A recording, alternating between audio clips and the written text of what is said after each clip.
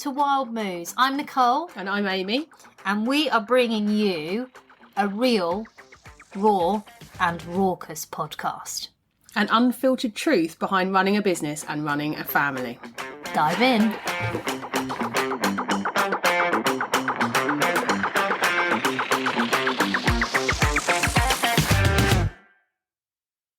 So, Nicole, Wild Moos podcast. Mad cows. Yeah, we are, aren't we? Yeah, 100%. So, you tell us, why are we called Wild Moos? It is a fusion of two beautiful brands. Mooey's being your delightful brand and Wild Bird being Your mine. delightful brand. I love that name, though. Dear. I love Wild Bird. I've always loved it ever since I met you. And I love Mooey's for many a reason. So why did you call yours Wild Moos then? Wild Birds, even. Because I'm actually just looking at your wallpaper. You've got feathers all over. Our brands are so aligned. Isn't it wonderful? Yeah. Why did I? Because I've got a big tattoo of a bird on my ribcage. Have you really? Yeah. So when I met Matt, my wonderful husband, I had just got the tattoo, and he always used to say, when I was naked, hey bird. Oh. So it always became a thing. So then why Wild Bird? Because you are a bit wild, or? No, I don't know. It's just what worked. There were many a name before it started. I really wanted to go with the M word, but then when I spoke to and tested it... The M word? Yeah, for my M for marketing. Oh, right. Oh, you actually wanted to be called the M word? Yeah. Oh, sorry. I was like, what M word are we talking about? Like, what's the M word? I wanted it to be. And the reason why it's called Wild Bird, I don't fucking know. Like, I should be able to answer that well as a marketeer, but actually, I quite liked it. I think it's an incredible name. I thought it was just because you were a bit batshit crazy, a bit wild. No. Oh.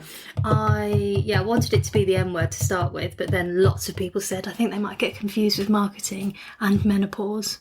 Oh. And I thought, yeah, that's when brands make a really big fuck up and go with something balls deep and realise. I love that terminology, balls deep. It's my favourite. But, I would have gone for that had someone else not said, no. Because I wasn't in the menopause headspace. No. Not even considering it. Do you know what everybody I said to about movies said no, don't do it. Did they? Yeah. I'd done a survey about loads of different names, and I had things like... I knew I didn't want a name that every other salon had or that you'd find on every high street.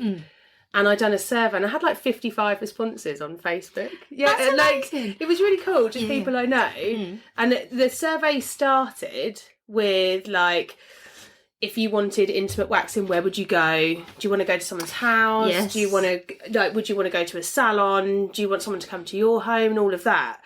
And originally it was going to be at my house, and then it became a salon because that's what everybody wanted. So it just evolved. But when it came to the name, I asked the same people, like, thanks so much for your feedback. I'd love to hear what you think. And it was things like Fuzzy Fox was one of them, because my mum's maiden name was Fox. So it's like, can I get like Fox's Retreat? But I was like, it's not a retreat. That's not what it's about. I didn't want that beauty brand. I wanted something completely different. I really wanted to throw everything up in the air and go, now let's just recreate something.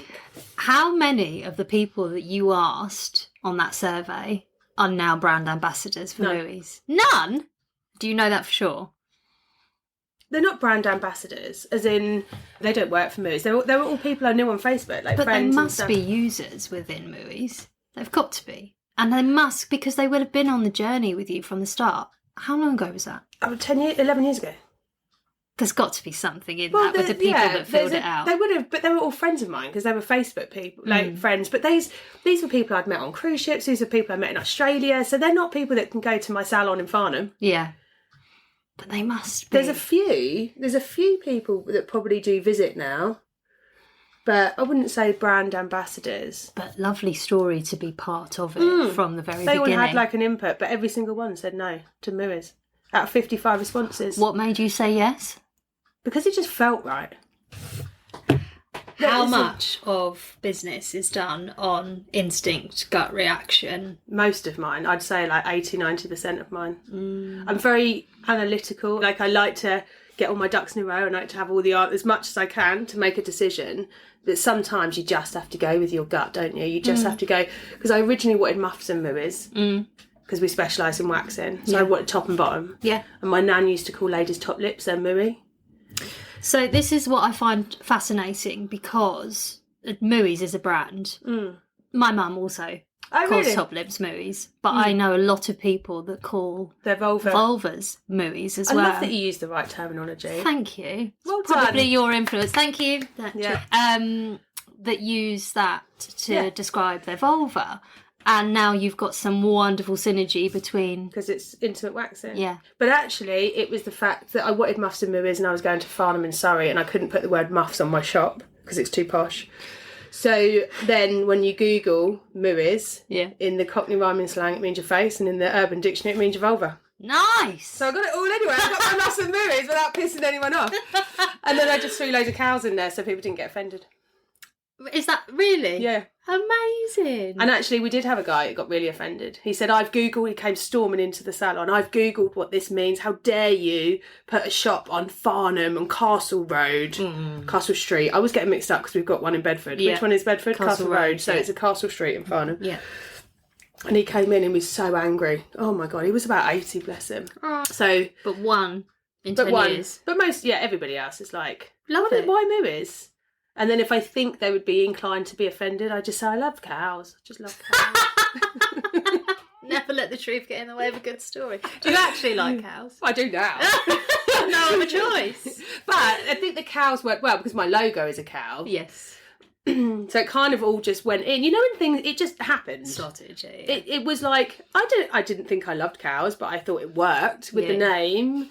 And then it was like the design was kind of be like outside all the things that I love, like my nan's house, the living room, garden, English countryside, all of that was like, I'm just going to mash it together and see if it works. So really the foundation of Mooies is very much you and your history. Most definitely. And my nan and she opened a salon as well. I didn't know that. That's she came amazing. And cut the ribbon. Oh, love her. I know. How bloody brilliant. How does she feel about what? Well, she's super duper proud. Yeah. I don't know how she feels about it now. I'd like to ask her, actually. I think she'd just say, I'm really proud. I still don't think she quite understands that actually the brand was so much based on her. Because... Why do you think that is? Because she's not made the link, or do you think... I probably haven't told her enough. Yeah. So it's a conversation I need to have with her. Because she's like one of my absolute favourite humans on the planet. You've got to tell her. Yeah, I will. I have told her. I just don't think she realises, because she came to the Horsham launch as well. And then by the time the sixth one comes, she's like, I'm not coming anymore. This is old hat. Yeah, this is old hat. You don't need me there anymore. So just in case you don't know, dear listeners, Amy's got how many salons? 2 of my own, 4 franchises. So 6 in total. Yeah. Just a mere 6. A mere 6, yeah. And how many more, maybe? What's the aspirations? I've got 3 in the pipeline. So you'll be up to 9? Yeah. I always wanted 10. Right. That was my goal, was 10, but I wanted 10 of my own. And then when I opened the second one, I nearly lost everything. Because of a really stupid decision, which kind of takes us back to why we wanted to create this in the first place, isn't it? Yeah. Because I made that really stupid decision, nearly lost everything, and had a baby at the same time. Right. And I kind of made that decision then that I don't want to operate and own 10. There's got to be another way. And I don't really want to put a number on it because I want one in every market town in the UK to start with. And then worldwide. Yeah, there's certain countries that I think it would work really well in. I think it would go really well in Australia and New Zealand, for sure. So Australia, that's where you learnt? Yeah, learn how to wax. Yeah. Yeah, they're very particular. I remember in the UK, and not so much now because I've made a massive campaign about teaching hot wax. Yeah. But I remember going to Sydney and I had the most amazing therapist and she was like, you ain't coming anywhere near our clients with strip wax. And until you can use hot wax properly, we're not going to let you do waxing. And I was like, a bit Billy big bollocks. I kind of thought I knew everything. Yeah. And I was like, what do you mean? I'm a really good waxer. I can do a cracking bikini wax. And she was like, doesn't matter how good you think you are nowhere near good enough for our clients because you're trained in the UK. And I was like, how very dare you. But then when she taught me, I was like, oh, yeah, you're really good. The difference. Oh my God, she was amazing. And then did you have made it your mission to make that industry standard, at least for Mooies, if not beauty industry? We have a rule that nobody would have a bikini or facial wax with strip wax from that, ever.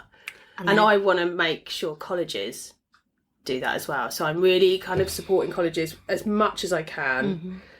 So lots of free online training and things like that to really get therapists moving away from strip wax on the face. And also the problem is when you use strip wax, everybody uses retinol now. Everybody uses retinol products, or people have products that don't even know they've got retinol in, and their skin rips off.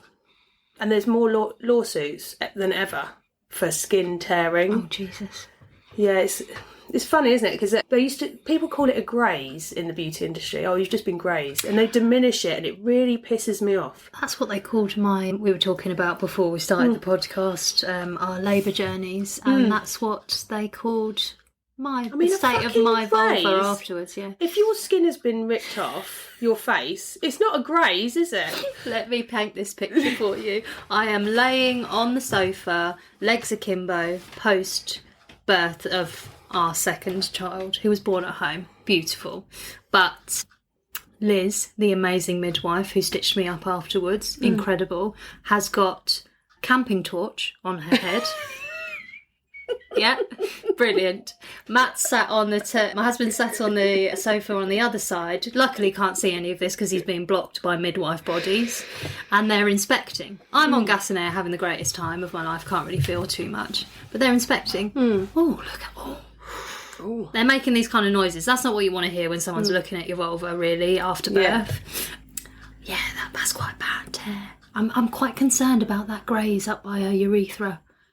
All these words that you would never ever want to hear anyone say about your vagina, but there it is. And that's how graze relates to my own experience. Yeah, that's definitely not a graze, is it?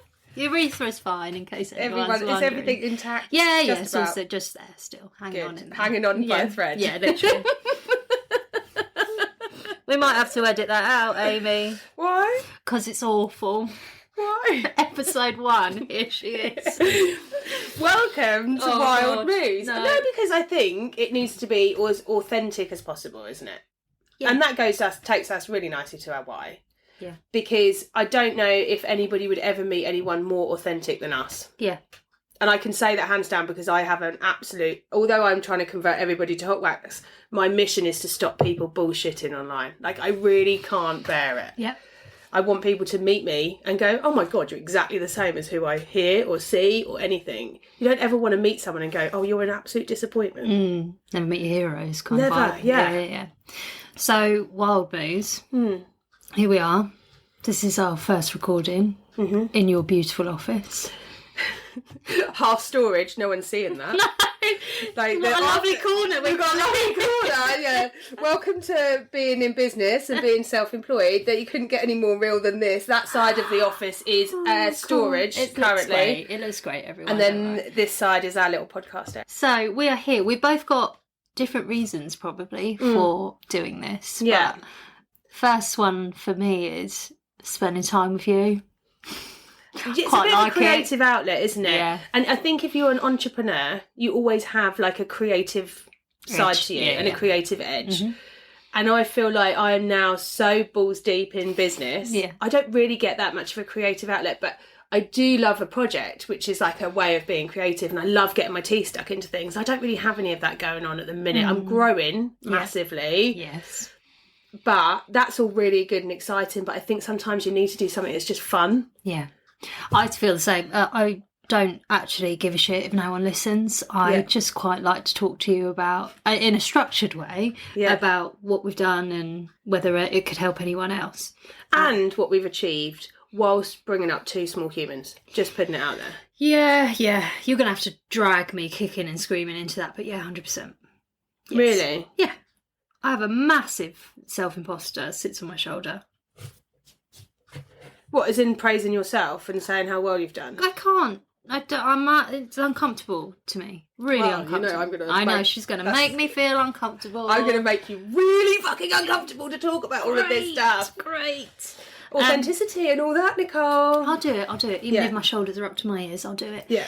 The other thing for me is if I could, this may be a hugely emotional body as well, but I'll try and get through it without crying.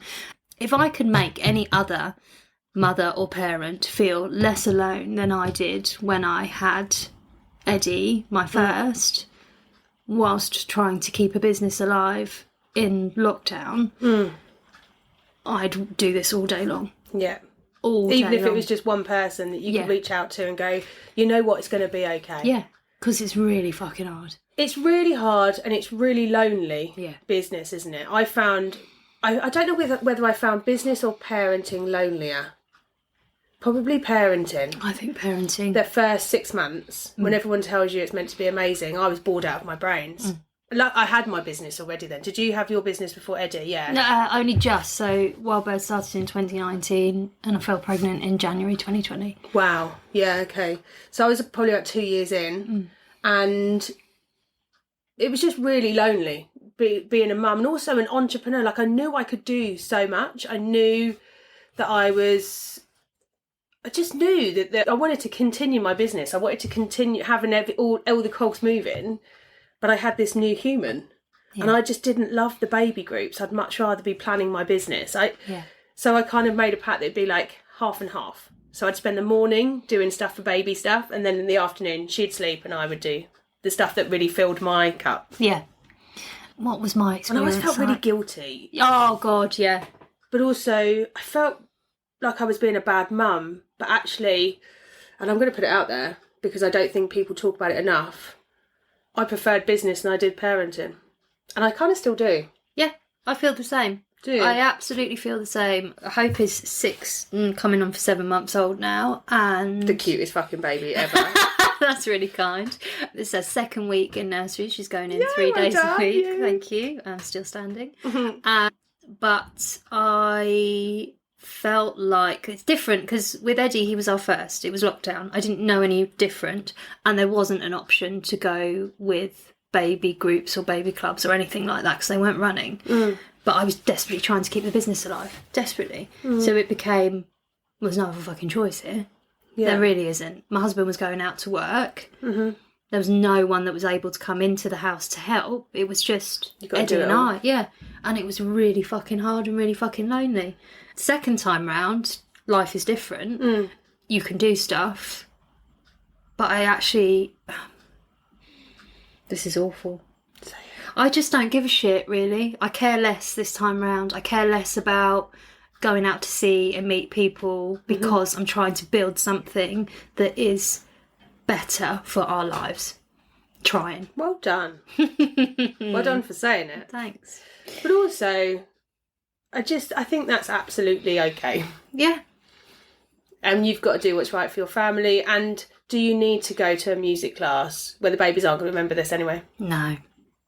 And I think with Eddie, the age that Eddie is now, this is probably when it starts becoming more important because he's noticing, Mummy, you're on your phone. Mummy, you're doing this, you're doing X, Y, Z. Now is when I need to really protect that time to be present. Yeah. And I'm getting so much more out of him because he's older and he can interact and he's having so much more fun, and I much enjoy them when they're older. Me too. I like the baby stage. I actually got loads of work done. I set up the entire franchise model when I was on maternity second time around. Yeah. And opened a second salon on my first maternity because they sleep so much. Yes. And I love watching a bit of trash TV and working at the same time, so it worked for me really well. But it's amazing the things that women... Oh, am I being sexist? Well, we know that women are better multitaskers. That's like a proven... Yeah, I feel like I don't know, but I know that there are many a female business owner out there, and you know several as well, don't you, that have run their businesses while they're pregnant, whilst they've got young children, and managed. But I feel like there's nowhere for us to go either. There's not. And also you've got all the networking groups, haven't you? You've got all the different business networking and stuff. And I don't love that. I don't love networking. And I understand for your type of business, which we need to talk about in a minute, because we haven't said anything about that. Yeah. For your type of business, I can imagine networking working really well. And I've got a friend that's got a HR company and she does a lot of networking. For me, I don't necessarily need to go and find new clients in a networking event. Although my clients are people that would be at networking events, I don't know what I would personally get for it. And actually, what I've always craved is a community of like-minded women. Yeah. Where we kind of do want it all, don't we? We want it all, but we know we're capable of so much more. We know we have a drive, and we know we have this passion, whatever it is. And women tend to run businesses on passion, like base, don't they? So, like, you're doing something you absolutely love and you become a master of it, and then you create a business out of it. And I absolutely love that, and I'm here for that. And I'm everyone's biggest cheerleader. Yeah, she really are. She really is. Because I love seeing people doing something they love and making a go of it. But women also hold themselves back so much because we're trying to put the kids first, or the partners first, or we're trying to put the house first. And I think I just want to help that person that is sat there going, it's really overwhelming. I don't know where to go. I don't know what to do. I don't know where to start. Yeah. I don't know. I know I can do this, but I don't know how. That, you know, you're talking about the insecurity or that worry, that's the person, isn't it, that sat there going, can I do it? Yes, you fucking can. Absolutely fucking can. One little fucking tiny step at a fucking time. But that's what it is, isn't it? Because and there are times when I still get overwhelmed now, and me too, daily. If I think about the big, hairy, audacious goals or whatever they are, I think, oh, fuck, how am I going to get to that fucking bit of the mountain? And I always have massive goals. Like huge. On my board, my vision board, I don't have a vision board, I used to, but now it says, be really fucking rich. Yes! Yes! I mean, how am I going to get them? I don't know, but every single day I'm going to make that tiny little step. I tell you, my overwhelmed is not, it's not at defining what that looks like or what it feels like. It's the steps that it takes to get there. That's where my overwhelm comes. In the millions work. Of steps. Yeah, the graft. And to go back to your point about, I call them charlatans in the industry, business world, wherever they may be. You can create a 6-figure business in my 10-step program. If you follow my £2,000 program, I'll help you get there. Yeah. Do you know, I was talking to a friend about this the other day. Because there's so many of those bastards out there. And I am like the avid researcher. There's so many, isn't there? Yes. And I was laughing with her and I said, They get me every time. I said, do you ever research it? Because she came to me once going, I'm going to spend $7,000 on this mentor. And I was like, what for? Tell me all the information. I want to know what for. She told me, and she was sold. She was totally sold to. I said, have you done any research on her? And she was like, no, I haven't actually. I was like, okay, we need to look on Companies House. We need to look on social media personal. We need to look on LinkedIn. I want to find the history of this woman and what makes her the expert. And if she's an expert in her own business, I want to find the previous businesses she's been an expert in and find out how much money they made. And she's like, you what? I said, trust me. Like, you can look at companies or you can look at your accounts and you can see, like, it doesn't have to show a profit. Doesn't always have to be profitable, but you can see if there's dividends, you can see if there's a massive expense, you can see everything. But no one looks at that. Do you know what? That's really funny because I have been, I think I told you this, like mega vulnerable. Hope was probably 4 months old. I was looking at Wild Bird thinking, fuck, what am I going to do? What am I going to do? And I got caught in the same way. I didn't pay, but I'm fully into the marketing funnel or the sales funnel. Because the copy spoke to me. Are you a frustrated agency owner that can't XYZ? Do you want financial freedom? Yeah, hell yes, hell yes, hell yes. All your touch points or pinch points. Even. Have I fucking looked at them on Companies House? No. Have I looked at their success stories? No. I just think, like, everybody, I totally agree with business coaches, sales coaches. There's some incredible people out there, but I want to see that they're doing what they say they can do. And if someone, and there's a lot in the beauty industry. Is there? Oh my God. There's people that set up one salon, say that it's been super successful and they sold it 10 years ago. How do you know? How do you know if they sold it 10 years ago? Find out. Yes. Do that. Do that research. I want to know how much they sold it for. Yeah. Sold it for £1. Yeah, exactly. Still counts as selling. Yeah. And that, you know, there's people, anyone can say they're anything. And now, I think we're all sold into this, you know, buy my online training. But if I'm signing up for a coach or someone, I want them to have done what I'm doing. The difficulty of having the beauty industry, there isn't anybody. But that's because you're a trailblazer. Yeah. But I don't have time to coach and mentor people Yet. Oh, this is my goal. I'd love to. But genuinely, I want to be able to show my company's house and say, I want to help you get the same results. Yeah. I want to be transparent, not just all the... Yeah, but your marketing won't be, do you want to create a 6-figure business in 10 days, pay $7,000? Your marketing will be, here's my company's house. Here is the evidence that I've got, that I know how to run businesses, set up franchises, run beauty brands, like from start to sale. Yeah. Because there are so many people that will say they've got one salon, and because it's successful, and I get that, there's a place for them. You know, they've got a business, it's successful, so they're helping other businesses get to that point. There's an absolute place for them. But for me, I've got to look outside of the beauty industry, which is fine. But then I feel like the beauty industry is my safe place. And actually, do I need a coach? Because I know that I'm capable of it. I just need a sounding board. Yes. And I need someone that kicks me up the arse and says, stop procrastinating, you little bitch. Because... For fuck's sake. I know. I am the worst procrastinator. Can you imagine?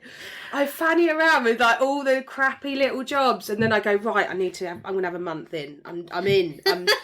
I'm going to do this. And I have to dedicate, like, you know, it also has to work with your cycles. Like, people don't talk about that either. Yes, yeah. Like, just before my period, I am no good to nobody. Yeah. When I'm on my period, genuinely, like, just give me the shitty tasks. Admin, you're on I'm tired, I'm a bit grumpy, I don't want to. But those 2 weeks in between, I need to plan all of my big projects in those 2 weeks in between. That's fascinating. I didn't know that. Where are we in your cycle today, Amy? I'm at the end of my period, so that's why I love this. 'Cause I'm not doing much. Let's just have a chat. Anyone for a cuppa? Where's the chocolate? I know, the procrastination, and, you know, that's what I want to do, sit around and chat and drink tea. But this is when I need my arse kicked and said, come the fuck on, Bridget, let's move. Well, you've got some shit to do after this. Come the fuck on action, Bridget stuff. Yeah, I have. But next week, I will really knuckle down and do, like, big projects and planning and all of that organisation stuff. So I've never really thought about it in that way before. There is actually a book about it. Is there? Yeah. I'll see if I can find it. Stick it in the show notes.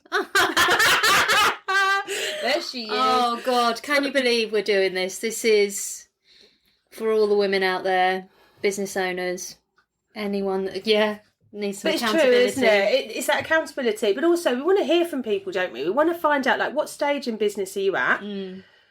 Do you need a virtual kick up the arse? Like, could it also be the ones that have got an idea? Because it always starts with an idea, and that's probably my favourite place as well. Yeah. Because you can just go, why? Because you're working with the rawest form of passion. Yeah, I want to do this, but I don't know if I can.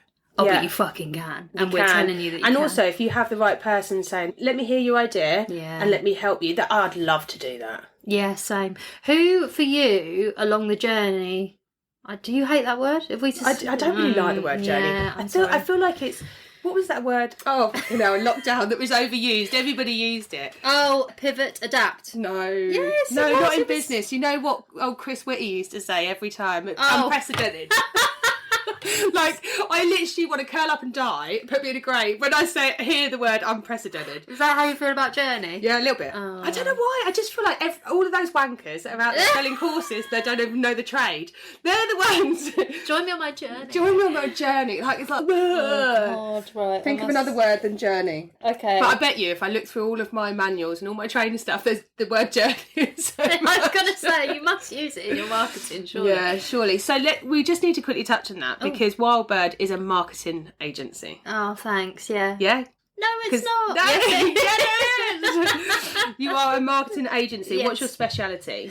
Oh, because marketing is massive, isn't it? It is. I would say it's the strategic place. It is actually sitting down with a business owner going, right, what's your big hairy goal or whatever? What is he called? BHAG, big hairy audacious goal. I love that. And then with marketing, how do we get you there? Yeah.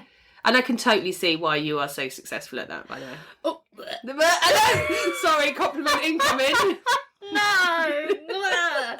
Oh, that's very kind. Thank you. Take it. Wash it away.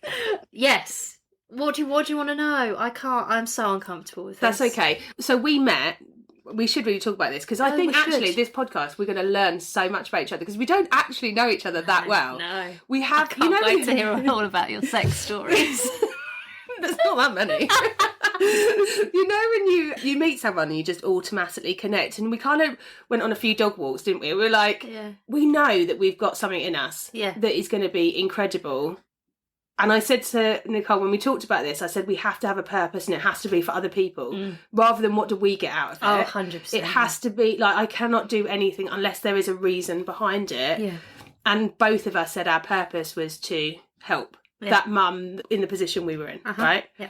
When we had new babies, we were growing and building our businesses. Yeah. And we just want to be there to have a virtual hand holding hug type situation. And we had a break, didn't we, in our friendship we went on the dog walks and then we had lockdown and we were so desperately trying to keep businesses alive. Yeah. Keep things going. Yeah, it was actually, wasn't it? Yeah.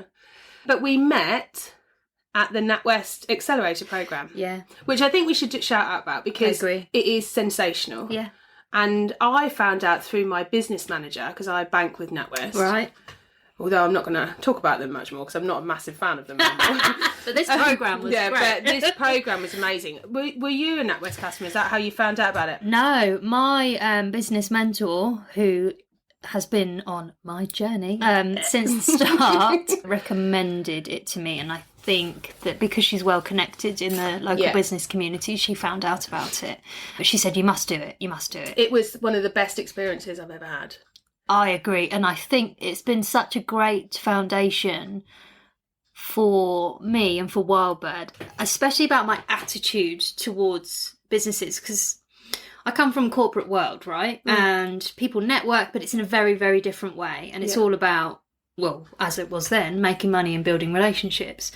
But no one really teaches you, one, how lonely it is, and two, how much you can build a community of entrepreneurs around you that are going through the same shit as you.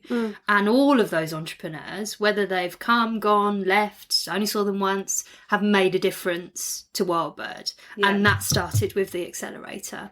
So just to put some meat on the bones, it was a free programme back then for entrepreneurs that were looking to scale up, wasn't it? Yeah, 6 months. With one-on-one coaching once a month. Yeah. For free. And workspace for free, just to be surrounded by other entrepreneurs, wasn't it? And I didn't maximise it at all, and mine didn't quite finish because mine was due to finish end of March, so that was the same March that we went into lockdown, so I kind of got the end cut out, and it was your second year, wasn't it? Yeah, I did 2 cohorts, but again, only half of that second cohort because of lockdown. But I think we should probably both, like Debbie Lewis for me was amazing. Oh man, we need that woman. What woman? What a woman. Incredible.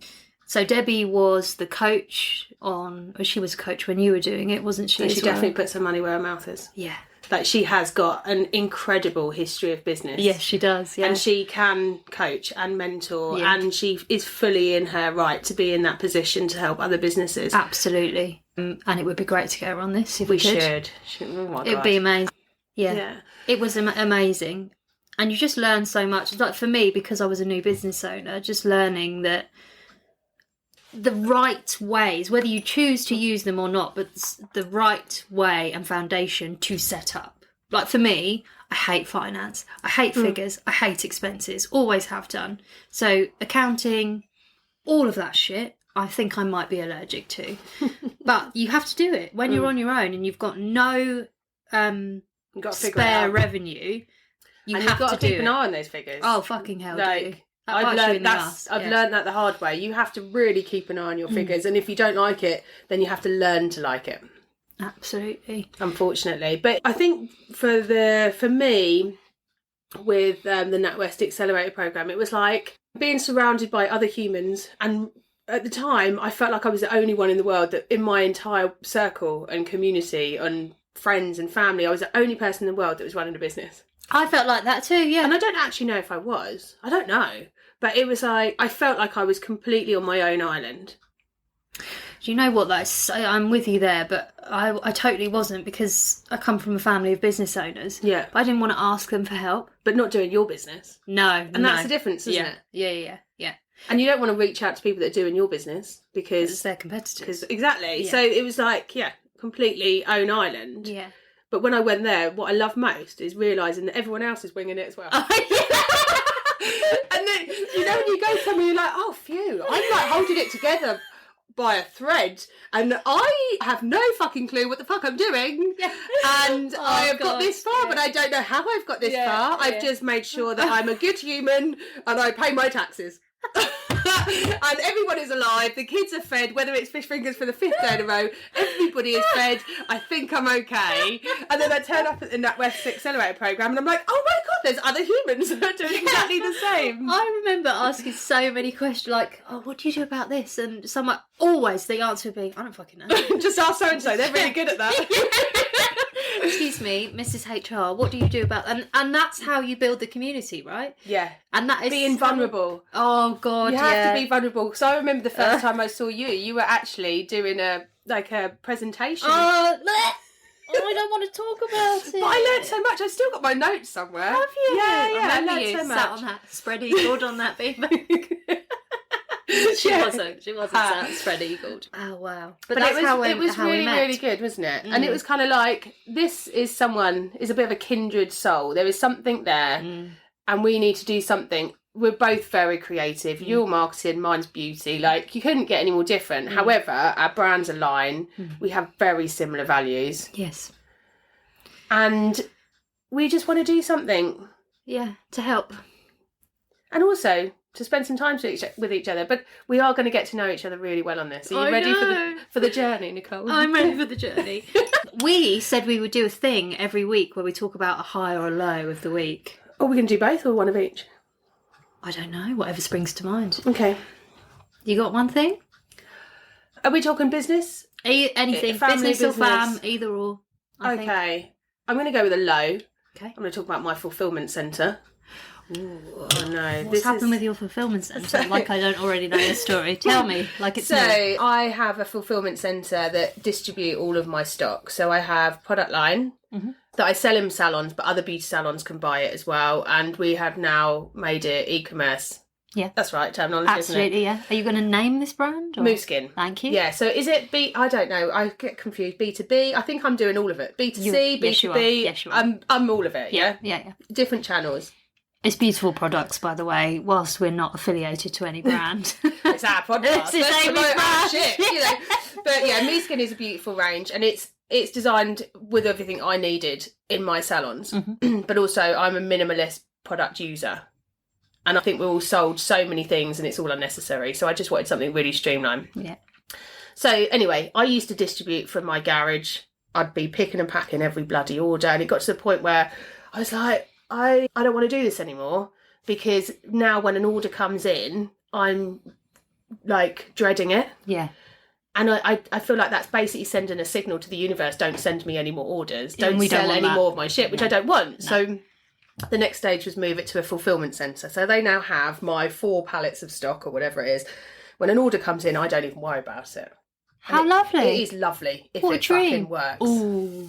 Ouch. So we're 3 months in. We are past the teething stage. Honeymoon phase. Yeah. Honeymoon where hell. I am forgiving and understanding, because we're a new partnership. You know, I ordered some stock for myself to send out to some like samples and stuff, and I got them, and all of my bottles are damaged because of the way they've posted it and packed it. Every single one. I think it's 16 out of 30. That's not nice. That's Over a good half. conversion, Yeah. on damage. Damaged bottles, and they're aluminium bottles because they're designed to be refilled and reused or recycled, right? Yeah. So I don't want plastic. No. I don't want glass. I want aluminium. But with aluminium comes its trials and tribulations, which is easily damaged. But when you were pick and packing yourself? No, minimal damage. Okay. But these guys have just thrown it in a box and stuck a piece of polystyrene, which also pisses me off, because I have been very clear that I want recyclable or, biodegradable packaging, and they've sent it with polystyrene. You didn't tell me this bit. Yeah. Okay. So point number 7. Yeah. And these products are like £20 a bottle. So there's a lot of wastage. Yeah. I can use the content, but it's not the point. So I'm really pissed off. That's definitely been my low. And I don't want to not work with this business. I really like him. I felt really safe with him at the beginning. I think he's bitten off more than he can chew. And I get that in business. And that's the problem, isn't it? Yeah. I understand. Yeah. When you're at that point of growth where painful, yeah. you don't have enough staff and you are working 15-hour days and you need to earn more money to pay for that staff member. I have been there loads of times. Yeah. But investment in people is always worth it. Yeah. Take the hit. Oh, absolutely. So yeah, that's my low. I can't fucking remember her name. We'll come back to what you're going to do about your low in just 1 second. Sharon Ray. Yeah. On NatWest, yeah.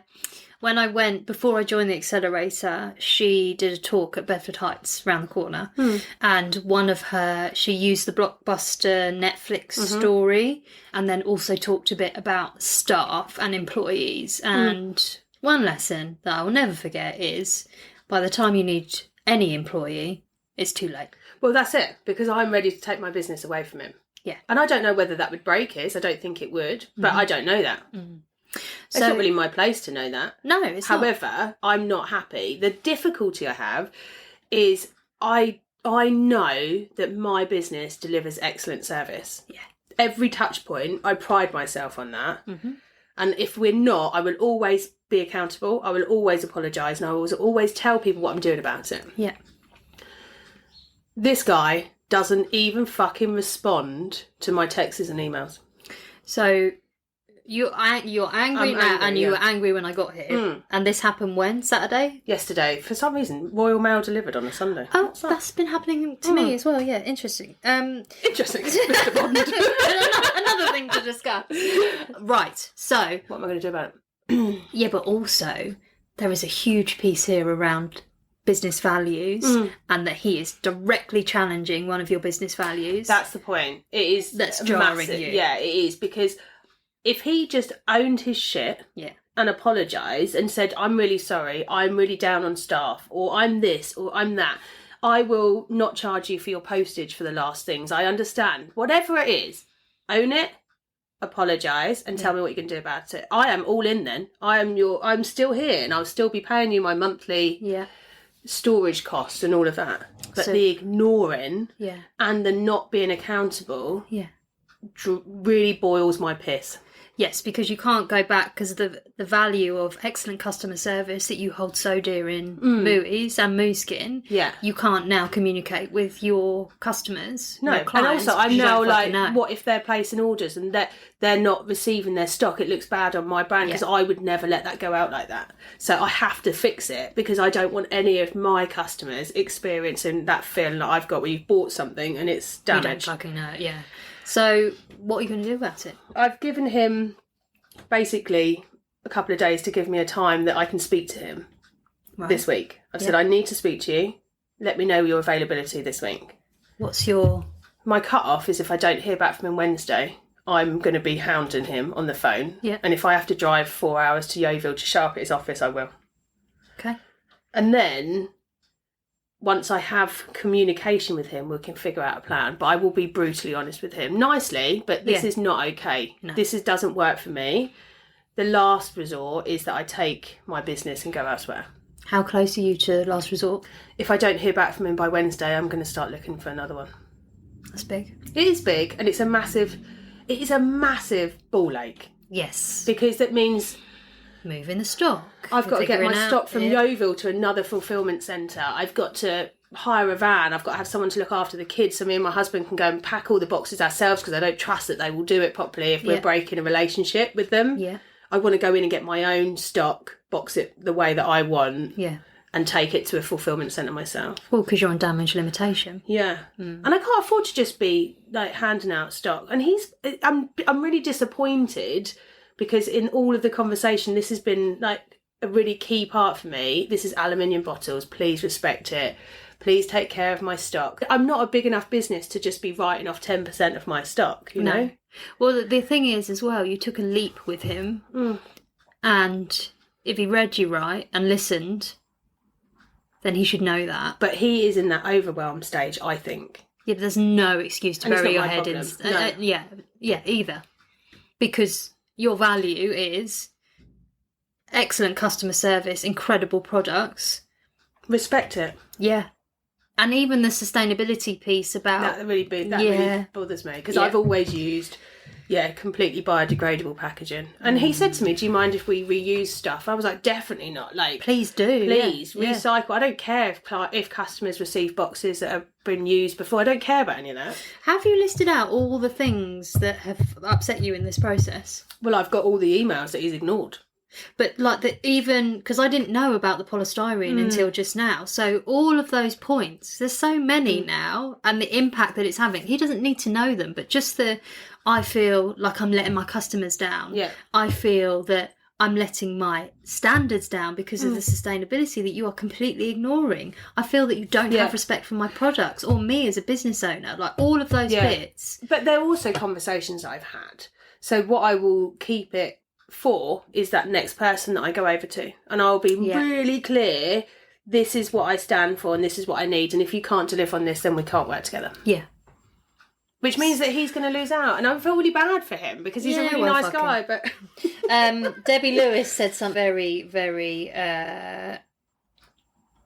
enlightening, and I think she used to run a session on it for the accelerator, and that was failing hard and failing fast.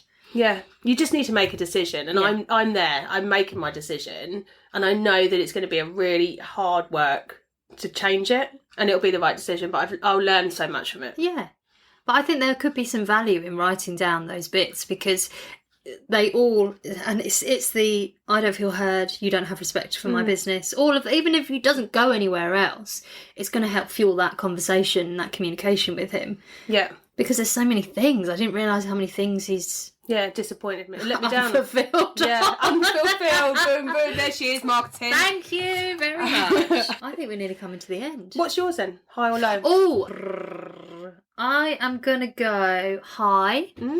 And I'm going to go for Hope being in nursery, actually. Oh, because you were really worried about that, weren't you? I was worried about how I was going to feel. I was worried that I'd get home to an empty house and go, oh dear, what do we do now then? But I didn't. And it's been a big, epic week for huge success, which to me, as you said, rightly said, is a sign that it's the right decision. And she's had a great time. Absolutely great time. And she's dinky. And she is stinky, and everyone's loving being with her, which is amazing. But no one prepares you for the guilt on that because it's your own experience. And I feel guilt no matter where I look all the time. I feel guilt that I'm not servicing my clients the way that I want to because I can't give them 100%. I feel guilt that I'm not giving my children 100% because I can't give them 100%. But I will forever chase, and I will get there, my BHAG. Because I've got to. Oh, financial freedom. Yeah. Making a difference. Like, my values are to sit firmly in making a difference to the people that we work with, the people that we help, like doing things like this. Incredible client service. But for us and our family, it is not having to worry about paying for something. Not having to worry about the astronomical cost of childcare and having a flexible life. Deciding that, I'm not going to work this afternoon because I'm a fucking badass boss and I can do whatever I like. It's the freedom that it gives. I'm not driven by money, but the freedom that it comes off the back of it. And that's why I set up Wildbird is for that flexibility. And if I can generate that flexibility for other people as well that come into Wildbird, whatever that looks like, whether they're freelancers, whether they're employees, whatever, but if they are striving for a flexible life, I want them on the team. I want them to be part of that journey because I don't believe in Monday to Friday, 9 to 5. No. I don't believe in it. If you're delivering a service and you work best at 10 o'clock at night, fucking come on board, send me an email. I don't believe in it. And that's why I struggled so much in the corporate world, especially when I knew we wanted to have a family. Because you wouldn't have been able to go back to them. Fuck no. And I was the one that was sat on, it's really hard for me to say out loud, but I was the one that was sat on the other side of the table saying, no, we can't offer you flexible working. We don't do that. You need to come in and be in the office for 9 o'clock. To a mother of 3 children who was struggling to carry on. Struggling. And I'm not proud of that. I don't say that with any ease, but that was me. Awful. Why should you have to choose? Do you think it would be the same now though? Because that was pre-COVID. Yeah. You I think know, the same? I know I know that it's different. Obviously, Flex Appeal, what Mother Pucker has done. She's an absolute legend. Anna White, absolutely incredible. But I know that at that company that I used to work at, it's better, but it's still top down. Why the fuck should we have to offer that? Yeah.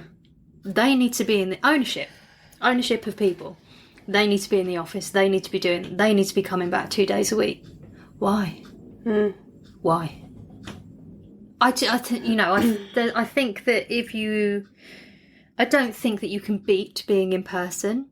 I wouldn't say that flexibility has to 100% live online. I don't think it's a healthy place to be completely alone working from home anyway. It might work for the family, but I don't again, does anyone have a balance? But I feel like especially women, I'm speaking on women's part because I am one. Yeah. But I think women need connection and I think we thrive on that connection. I think it's quite important. Yeah.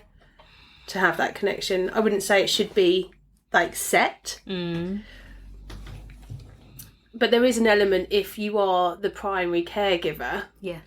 And this is a battle we've had at home. If you're a primary caregiver, when the kids are sick, I have to drop everything to go and get them. Yeah. We have this battle constantly, and I think that there is... we're getting deep. But there is a lot at play there. I have to challenge my own beliefs and I can't think of the word, my own upbringing, like multiple things. When either one of our children is sick, and we are in sick season at the minute, I automatically say, my first port of call is, what am I going to do to fix this problem? What is my solution? Not what do we do as a family? Yeah. And then all that happens off the back of that is I turn into an arsehole. Well, you shouldn't be going to... Why aren't you ringing in sick today to look after these kids? Yeah. You haven't given him a chance to even come up with a solution, poor son. No. My poor, long-suffering husband. But I think at a cellular level as well, because you are cellularly connected to the children, that you automatically think this, it's me, I need to do it, it's me. No. And you have been the primary caregiver and you've had that maternity time with them or whatever it may be. It does feel like it's the natural thing. Yeah. But we've evolved that. Like in our family, it's taken years. Yes. But we have evolved it. But isn't it funny how... Go off on a bit of a tangent, but isn't it funny how you work your socks off to have a career as a woman, but you have a career, you work to get to the top as high as you want to go, you're earning big money, and then when you have children, you can't go back to that. No. So you have to then create something flexible, and it takes a while to get to that same level of earnings when that business could have just had you back flexibly, and they could have got you could have had the best of both worlds. Yeah. I find that really stupid. Yeah. Well, it's also alongside that the cost of childcare and the fact that you have to choose. Like we're in the middle of fucking cost of living hell at the minute. It's going up by £200 a month, whatever it may be, your energy bill, your mortgage, your whatever. Everything. And you've got to find that money from somewhere. And I've had to reframe Wildbird as, aren't I lucky to be able to earn more money, to generate more clients, to work with more people and to scale up in the way that the cost of living is going up. If I was on a static salary, I wouldn't have that opportunity. I'd have to go and find another job. Which is, again, that's lovely and privileged to be in that position, but... It's so fucking hard, and it shouldn't be this hard. We are crippling ourselves with the cost of childcare, and you will have been the same. Yeah. I mean, I remember always having to just pay myself enough money to pay for the days that I needed to work on my business. Yeah. So I remember always doing 2 days a week, and I was just paid to pay for those 2 days a week. Yeah.